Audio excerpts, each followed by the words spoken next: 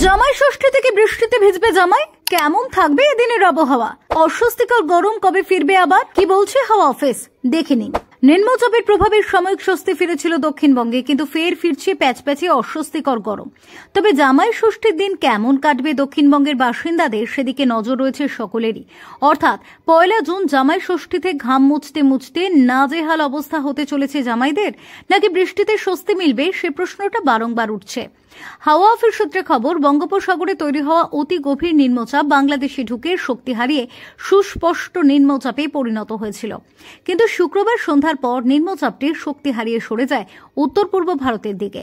বর্তমানে নিম্নচাপটি মেঘালয়ের ওপর অবস্থান করছে, ফলে নিম্নচাপের প্রভাবে দক্ষিণবঙ্গে যে ছিটে ফোটা বৃষ্টির সম্ভাবনা ছিল তার বিন্দুমাত্র সম্ভাবনা এখন আর নেই। তবে উত্তরবঙ্গে মৌসুমী বায়ুর প্রভাবে শনিবার বেশ কিছু জেলায় বৃষ্টির সম্ভাবনা রয়েছে। হ্যাঁ, দক্ষিণবঙ্গে আপাতত ফিরতে চলেছে জ্যৈষ্ঠের চেনা গরম, সঙ্গে বাড়বে তাপমাত্রাও। আগামী 3 থেকে 4 দিনে অন্তত 4 ডিগ্রি সেলসিয়াস তাপমাত্রা বাড়তে পারে বলে জানিয়েছে হাওয়া অফিস। বাতাসে জলীয় বাষ্পের পরিমাণ বেশি থাকায় আর্দ্রতা বাড়বে দক্ষিণবঙ্গে, ফলে অস্বস্তিতে পড়তে চলেছেন দক্ষিণবঙ্গের বাসিন্দারা। এদিকে কলকাতার বৃষ্টিভাগ্য আপাতত খুব একটা ভালো নয়। শহরের বাতাসে জলীয় বাষ্পের পরিমাণ বেশি থাকায় অস্বস্তি বাড়বে।